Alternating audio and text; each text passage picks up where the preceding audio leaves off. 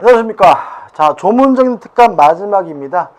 임대차 강의를 이제 이번 강의를 이걸로 끝나는데, 일단 이거를요, 조문적인 강의를 반복해서 들으셔야 되겠죠. 기본적으로 한 3번 정도 반복하시고, 조문에 나와 있는 내용을 거의, 우리 강의에서 다룬 거 부분은 거의 뭐죠? 암기하다시피 머릿속에 숙지하셔야 안정적으로 60점 이상을 확보할 수 있는 거니까요. 꼭 반복하시고 프린트물도 뭐죠? 꼭 내용을 완벽하게 숙지하시기 바랍니다. 그러면 솔직히 뭐 민법이 60점이 안 돼가지고 떨어진다는 거는 뭐 거의 불가능한 일이거든요. 그래서 꼭 많지 않으니까 꼭 해보시기 바랍니다. 자, 임대차입니다. 자, 618조는 의의죠. 보시면 임대차는 당사자 일방이 상대방을 목적물을, 첫 번째 주의할 점, 임대차의 객체는 물건입니다. 따라서 토지일 수도 있고 건물일 수도 있는 거예요. 여기서 주의하실 것은 뭐냐면 주택임대차보호법은 건물 중에서도 특히 주거용 건물에 관한 임대차를 보호하는 법이에요. 상가건물 임대차보호법도 건물 중에서 특히 상가건물, 업무용 건물을 특별히 보호하기 위한 법이에요. 따라서 주거용 건물이다, 업무용 건물이다 이런 말이 없다면 민법에 관한 임대차를 가지고 문제를 푸셔야 됨을 유의하시기 바랍니다. 그냥 임대차다 이렇게 나오면 밑도 끝도 없이 갑자기 주택임대차보호법을 가지고 문제를 푸시는 분들이 의외로 굉장히 많으신데 그런 행동 하지 마시기 바랍니다. 임대차의 원칙은 민법상 임대차입니다. 계속 보시면 사용 수익하게 할 것을 약정하고 임대차 계약도 낙성 계약입니다. 따라서 실제로 사용 수익하게 해야 성립하는 것이 아니라 사용 수익하게 할 것을 약정만 하면 성립하는 거고요. 상대방이 이에 대하여 차임을 지급할 것을 약정함으로써 반드시 차임을 지급하기로 해야 됩니다. 만약에 차임을 지급하기로 하는 약정이 없어서 무상이면 임대차가 아니라 사용대차이기 때문입니다. 다시 말씀드리면 임대차와 사용대차를 구별하는 기준은 유상이냐 무상이냐 문제입니다. 임대차가 되기 위해서는 반드시 유상, 차임을 지급하기로 하는 약정이 있어야 된다는 거 꼭 기억해 두시기 바랍니다. 그 다음 651조입니다. 굉장히 중요한 조문이 있는데 일단 임대차 존속기간에서 1항 차장기에 제한해가지고 내용은 읽지 않겠지만 원칙적으로 20년을 넘지 못한다는 규정이 있어요. 근데 이 규정이 헌법재판소에서 위헌 판결 받아서 무효가 된 상태입니다. 그래서 원래는 국회에서 이 조문을 법을 개정해서 삭제를 해줘야 되는데 국회의원들이 법을 개정하고 있지 않아요. 그래서 아직도 있어요. 있어도 뭐예요? 무효인 거예요. 따라서 이제는 임대차는 영구무한으로도 설정할 수 있다 그러면 맞는 지문이지만 임대차는 20년을 넘지 못한다는 지문은 X예요. 또 하나 주의하실 것은 1항은 위헌 판결로 무효가 됐지만 2항은 아직도 유효해요. 따라서 2항 전항의 기간은 이를 갱신할 수 있다. 그 기간은 갱시한 날로부터 10년을 넘지 못한다. 이거는 아직도 유효한 상태거든요. 그래서 지금 아주 이상해졌는데 처음에 임대차 계약을 할 때는 영구무한으로 설정할 수가 있지만 갱신할 때는 몇 년을 넘지 못하는 거예요? 10년을 넘지 못한다는 거 주의하시기 바라고요. 635조입니다. 임대차는 체단 기간을 보장하지 않습니다. 따라서 존속 기간의 약정이 없다면 1항 언제든지 계약의 해지를 통과할 수 있는 겁니다. 다만 2항 임대차의 목적물이 부동산이고 임대인이 해지 통고를 했으면 6개월, 임차인이 해지 통고를 했으면 1월 지나게 되면 임대차가 뭐죠? 소멸하게 되고요. 동사는 5일이 지나면 임차권이 임대차가 종료가 됩니다. 동산에 대해서 신경 쓸 필요가 없는 거죠. 그럼 다시 한번 말씀드리면 임대차는 원칙적으로 체단 기간을 보장하지 않으므로 존속 기간의 약정이 없다면 언제든지 자유롭게 해지 통고하는 것이 가능한데 임대이냐면 6월, 임차이냐면 1월 지나면 임차권이 소멸됩니다. 그 다음 주의할 점은 이제 636조와 637조인데 636조를 보면 이렇게 돼 있어요. 임대차 기간의 약정이 있는 경우에도 당사자 일방 또는 쌍방이 그 기간 내에 해지할 권리를 보류한 때는 전저 635조의 규정을 준용한다 이렇게 되어 있거든요. 이게 무슨 말이냐? 이런 취지인 거죠. 임대차 계약을 하면서 2년을 했어요. 기간을. 근데 기간을 하면서 그 기간 내에 해지할 권리를 보류했어요. 예를 들어 가지고 임차인이 해외로 이민 가면 임대차 계약을 해지할 수 있습니다. 임대인이 해외로 이민 가면 임대차 계약을 해지할 수 있습니다라고 보류했다면 그런 사유가 발생하면 임차인이 해지할 수도 있고 임대인이 해지할 수 있는데 바로 임대차 관계가 소멸되는 것이 아니라 임대인이 했다면 6개월이 지나야 임차인이 했다면 1월이 지나야 임대차 계약 관계가 종료가 된다는 거죠. 꼭 기억해 두시고 그 다음에 637조도 보시면 이랑 임차인이 파산 선고를 받은 경우에는 임대차 기간 약정이 있는 때에도 임대인 또는 파산 관제인은 제 635조의 규정에 의하여 계약의 해지를 통고할 수 있다 되어 있죠. 다시 말하면 임차인이 파산 선고를 받으면 기간이 있더라도 임대인이나 파산 관제인은 임대차 계약을 뭐 할 수 있어요? 해지할 수 있는데 이때도 바로 소멸하는 것이 아니라 635조의 규정에 따라서 6개월이 지나야 임대차 관계가 뭐죠? 종료가 된다는 거예요. 이거 잘 내고 이 양도 잘 내. 이 양 전항의 경우에 각 당사자는 상대방에 대하여 계약 해지로 인해 생긴 손해의 배상을 뭐하지 못합니까? 청구하지 못한다는 것도 꼭 기억해 두시기 바랍니다.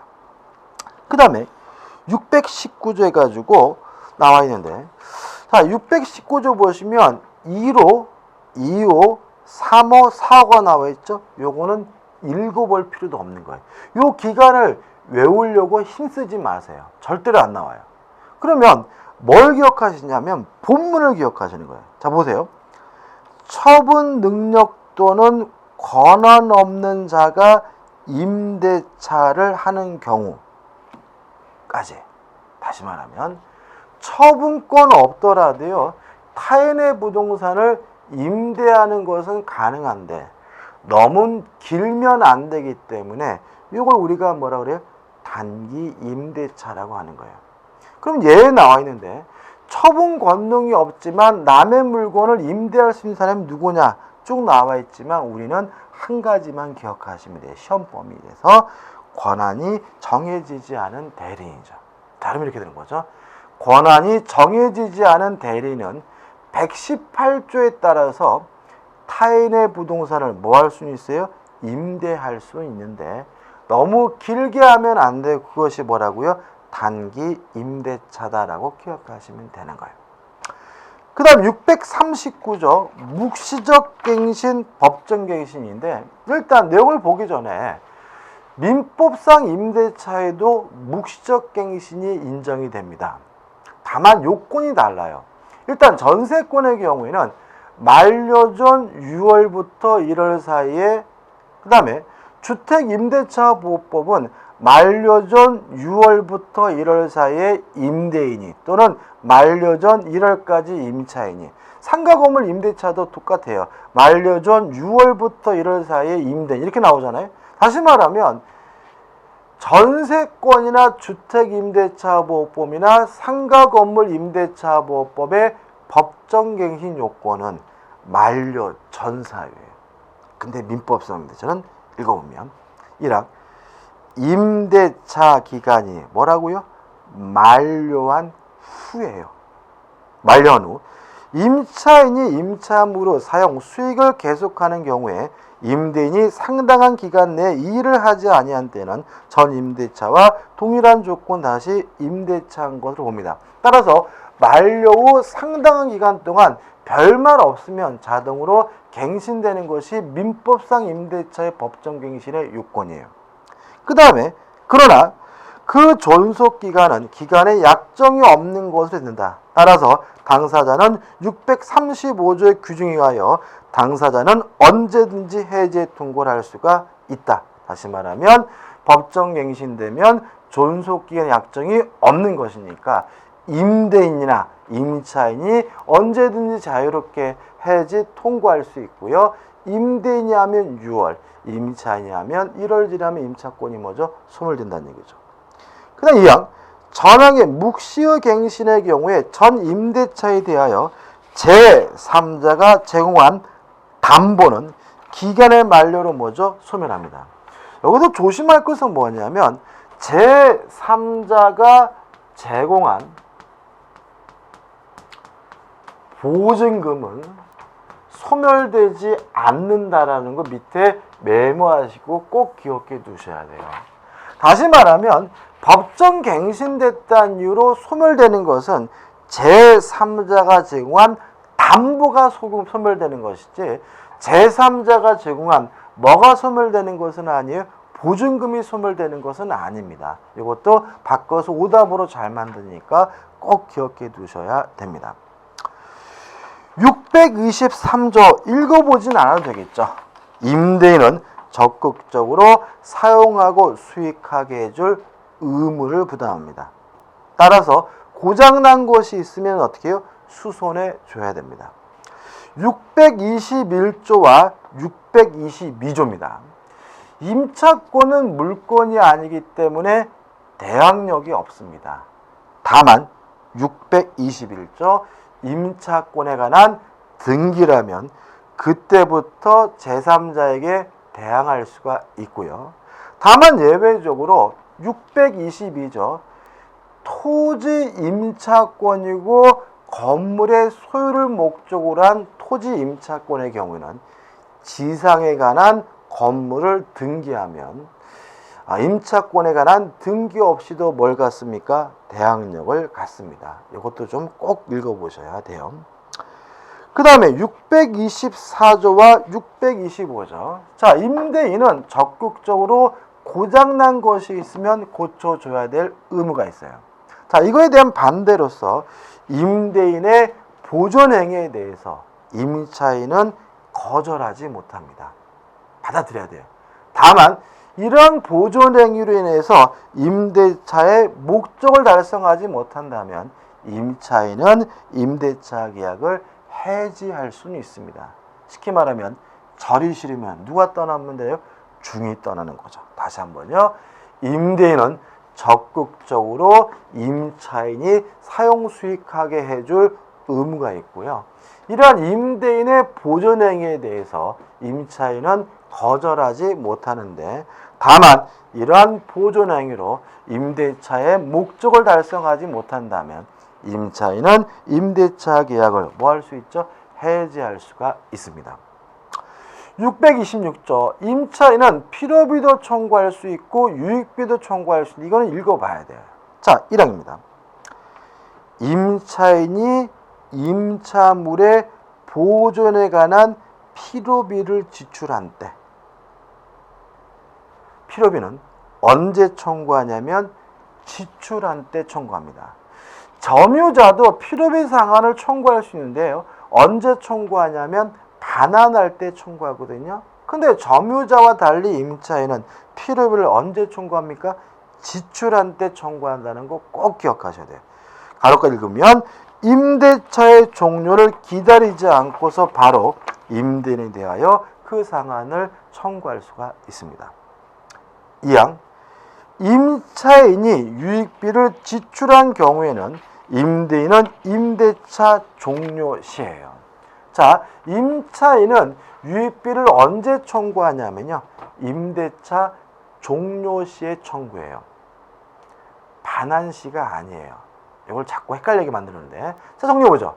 점유자는 비용 상환을 언제 청구합니까? 반환할 때 청구합니다. 임차인은 필요비를 언제 청구합니까? 지출한 때 청구합니다. 임차인은 유익비를 언제 청구합니까? 종료한 때 청구합니다. 꼭 기억해 두시 바라고. 그 다음에 메모할 것은 뭐냐면 요 2항 D부분에 임대인에게 반환한 때부터 6월 내에 행사해야 된다. 이거 좀 하나 메모해 두시기 바랍니다. 다시 말하면 필요비나 유익비에 대한 임차인의 비용 상환 청구권에 관한 행사 기간의 제한이 있어요. 임대인에게 목적물을 반환하면 그때부터 몇 개월 동안요? 6개월 동안만 청구할 수가 있고요. 또 이 필요비, 유익비에 관한 민법 규정은 임의 규정이기 때문에 특약으로서 배제할 수 있다는 거 꼭 기억해 두시기 바랍니다. 그 다음에 627조입니다.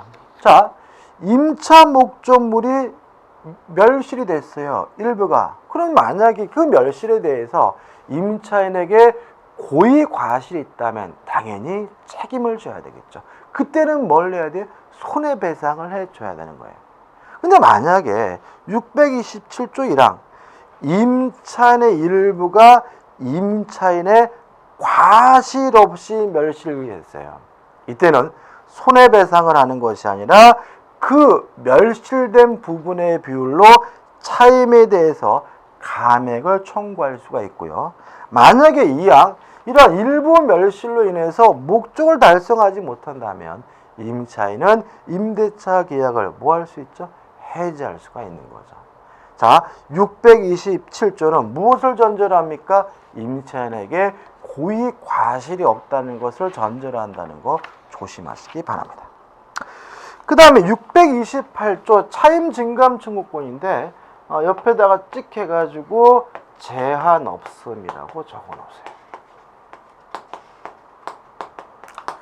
다시 말하면 뭐 20분의 1을 초과하지 못한다. 그거는 전세권과 주택임대차 그런 거예요. 100분의 9를 초과하지 못한다. 그거는 상가임대차가 그런 거예요.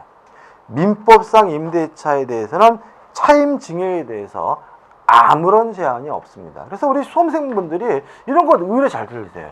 임대차에 있어서 차임 증액 청구는 제한이 없다 그러면 20분을 초과하지 못하는데 X 이러면 안 된다는 거예요. 그거는 주택임대차나 그래요. 그거는 뭐죠? 상가 건물 임대차나 제한이 있는 거예요. 민법상 임대차에 대해서는 증액에 대해서는 아무런 제한이 없다는 거 기억해 두시기 바랍니다. 내용 보시면 되겠죠. 633조 후불이 원칙입니다. 다시 말하면 월세면 월말에 주는 거고요. 주세면 주말에, 연세면 연말에. 그죠? 만약에 수확물을 지급하기로 했다면 수확 후. 그래서 차임의 지급은 원칙적으로 후불입니다.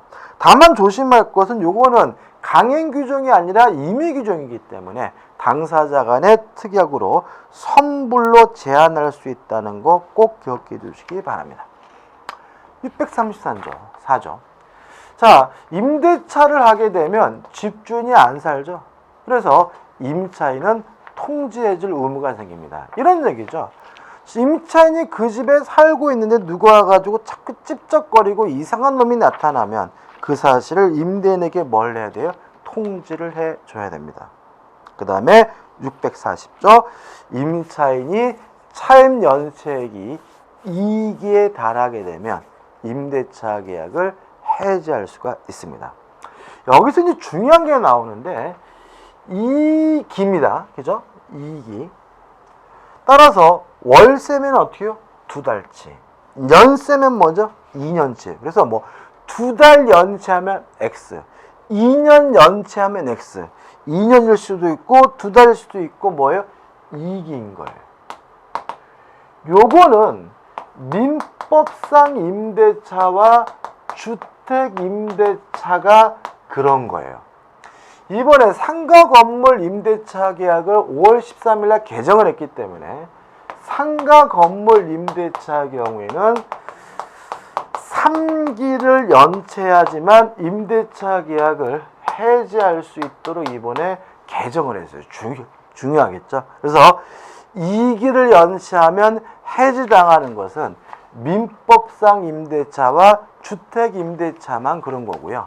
상가 건물 임대차의 경우에는 몇 기를 연체해야 해지당합니까? 3기를 연체해야 해지당한다는 거 꼭 기억해 두시기 바라고. 물론 출제 가능성이 거의 이거는 90% 이상인 거죠. 그 다음에 641조 임대차에 관한 민법 규정은 편면적 강행 규정이다. 다만 필요비 유익비 상한 청구권에 관한 민법 규정은 뭐죠? 임의 규정이죠. 그 다음 642조 상식적인 거니까 한번 읽어보시기 바라고요. 646조가 나옵니다. 자, 646조는 전세권과 똑같습니다. 자, 이건 뭐냐면 건물 등의 임차인은 전세권자처럼 임대인으로부터 동의를 얻었거나 또는 매수해서 부속시킨 물건이 있다면 뭘 청구할 수 있습니까? 부속물 매수를 청구할 수 있다는 내용이죠. 읽어보시면 되고. 그 다음에 643조와 645조, 647조가 나오는데 일단 토지 임차인의 경우는 지상권과 똑같습니다. 따라서 토지 임대차도 존속기간의 만료로 소멸하고 지상물이 존재하는데도 불구하고 계약갱신 요구에 대해서 임대인이 거부하면 이때는 임차인은 임대인에게 지상물 매수를 할 수 있습니까? 청구할 수가 있습니다. 그 다음에 647조가 나오는데 전차인도 부속물 매수 청구권 인정된다 정도만 기억하시면 되고요. 또 적법한 토지에 관한 전차인도 지상물 매수 청구권 인정된다 정도만 기억하시면 돼요. 정리해 볼게요. 자, 이렇게 됩니다. 이 부분은 전세권과 지상권이 통합되는 것처럼 돼요. 자, 첫째, 건물 등의 임차인은 전세권자처럼 동의를 얻었거나 매수해서 부속시킨 물건이 있다면 부속물 매수를 청구할 수 있습니다. 토지 임차인은 마치 지상권자처럼 존속기간의 만료로 소멸하고 갱신 청구했다가 거부당하면 지상물 매수를 청구할 수가 있습니다. 이러한 부속물 매수 청구권이나 지상물 매수 청구권은 누구에게 돼요? 전차인에게도 인정된다까지 기억하시면 퍼펙트합니다. 그 다음에 648조 해가지고 어쩌고저쩌고 해서 법정 질권이 나오죠. 649조에서 뭐가 나와요? 법정 저당권이 나오죠. 650조에서 또 뭐가 나와요? 법정 질권이 나오죠. 이 부분은 실제로 중요하다고 보기는 어려운데 그래도 낼 수가 있어요. 크게 기억하시라고 이렇게. 자, 지금 차임의 지급을 임차인이 연체하고 있어요. 기간 같은 거 신경 쓰지 마시고. 그러면 임대인은 연체하고 있는 차임을 받기 위해서 임차인 소유의 건물을, 누구의 건물을요? 임차인의 건물을 압류할 수가 있는데 이게 뭐냐면 법정 저당권이에요. 임대인은 임차인의 동산이나 임차인의 과실을 압류할 수 있는데 이게 뭐냐면 법정 질권이에요. 요 개념 정도 꼭 기억해 두시고, 질권이 시험 범위는 아니지만 이것이 임대차와 관련돼 가지고 개념 정도는 출제된 바가 있고요. 좀 더 본다면 법정 저당권은 법률 규정에 의한 저당권이니까 설정 등기할 필요는 없어요. 다만 건물과 같은 부동산을 압류하려면 뭐는 필요하냐면 압류 등기는 필요하다는 정도까지 좀 기억해 두시기 바랍니다. 그 다음에 630조 해가지고 전대 효과가 나오는데 결국 뭐냐면 임대인의 동의를 얻은 전대입니다. 다시 한번 말씀드리면 임차권을 양도하거나 전대하려면 임대인으로부터 뭘 얻어야 돼요? 동의를 얻어야 돼요. 특히 이 630조는 동의를 얻어가지고 전대차 계약을 했을 때 효과예요. 좀 그림을 그려볼까요? 이것도 말로 하면 또 헷갈릴 수가 있으니까. 근데 핵심은 아주 간단합니다. 자, 보세요. 갑이 자신이 소유하고 있는 부동산을 을과 만나가지고 임대차 계약을 했는데, 을이 갑으로, 임차인이죠. 임차인이 갑으로부터 동의를 얻어가지고요. 또다시 병에게 전대를 했어요. 그럼 이제 병이 뭐죠? 전차인이 되고 임차인은 뭐가 되냐면 전대인이 되는 거거든요. 첫 번째, 병은 동의를 얻었다 하더라도 자신이 취득하는 전차권은 물권이 아니라 채권입니다. 따라서 원칙적으로 전차권은 특정한 사람에게만 행사할 수 있기 때문에 을에게만 행사할 수 있고요. 갑에게는 행사할 수가 없는 거예요. 쉽게 말하면 보일러가 고장 나가지고 고쳐달라고 병은 을에게 주장해야 되고요. 갑에게 주장할 수는 없는 거예요. 다만 병이 살고 있는 이 집은 을의 집이 아니라 갑의 집이기 때문에 의무는 갑에게 직접 부담하게 되는 거예요. 따라서 선량한 관리자로서 주위에서 보관해야 될 의무, 누구한테요? 갑에게 직접 부담하는 거고요. 이상한 놈이 나타났을 때 통지해 줘야 될 의무, 누구한테요? 갑에게 직접 통지해 줘야 되는 거고요. 차임을 지급할 의무도 갑에게 직접 부담해야 됩니다. 따라서 을에게 차임을 지급했다면 그것을 가지고 갑에게 대항하지 못합니다. 630조 1항입니다. 임차인이 임대인의 동의를 얻어 임차물을 전대한 때에는 전차는 누구한테요? 직접 임대인에 대하여 의무를 부담한다 써놓고, 이 경우 전차인은 전대인에 대한 차임의 지급으로서 임대인에게 대항하지 못한다. 전차인은 전대인 을에게 차임을 지급했다는 이유로 갑에게 뭐하지 못해요? 대항하지 못해요. 따라서 갑이 병한테 또 달라고 하면 이중으로 또 지급해야 되는 일이 발생할 수 있는 거죠. 이항 전응의 규정은 임대인의 임차인에 대한 권리 행사에 영향을 미치지 않는다는 말은 전대차가 이루어졌더라도 갑과 을 간의 관계는 아무런 변함이 없다는 취지니까 기억해 두시기 바랍니다. 그 다음에 이제 631조가 나옵니다. 자, 원칙입니다. 임차권이 소멸하면 전차권도 자동으로 소멸하는 것이 원칙입니다. 따라서 631조 전차인의 전차권은 임차권을 기초로 하여 성립하므로 임차권이 기간의 만료, 채무불이행의 해지 등으로 소멸하면 전차권도 소멸하는 것이 원칙이다. 그러나 임차인이 임대인의 동의를 얻어 임차물을 전대한 경우에는 임대인과 임차인의 합의로 계약을 종료한 때는 전차인의 권리는 뭐하지 않습니까? 소멸하지 않습니다. 이런 규정을 두고 있는 이유는 뭘요? 전차인을 보호하기 위한 규정이죠. 632조 전체를 전대한 것이 아니라 방 한 칸만을 전대로 할 때는 3조가 적용되지 않는다는 말은 굳이 임대인으로부터 동의받을 필요가 없다는 취지예요. 예를 들어서 아파트를 임대했는데 전체를 전대하려면 임대인으로부터 뭐 받아야 돼? 동의받아야 되지만 건너방 하나만 자취하는 학생에게 빌려줄 때는 뭐 받을 필요 없죠? 동의받을 필요가 없습니다. 그 다음 638조입니다.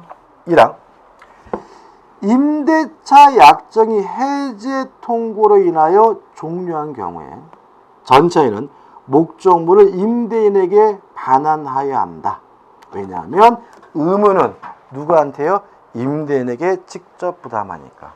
그러나 해지 통고에 의한 임대차의 종료를 전차인이 알지 못하는 경우가 있을 수 있으므로 그 임대물이 적법하게 전대되었을 때에는 임대인은 전차인에 대하여 그 종료되었다는 사유를 통지하지 아니하면 해지로서 전차인에게 대항하지 못합니다.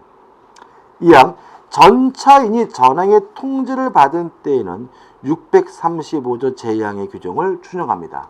따라서 그 전차인에 대하여 부동산의 임대차는 6월, 동산 임대차는 5월이 경과에 하여야 해지 효력이 생깁니다. 마지막 규정이죠, 그죠? 그럼 다시 한번요. 의뢰 임차권이 소멸하면 전차권도 자동으로 뭐죠? 소멸합니다.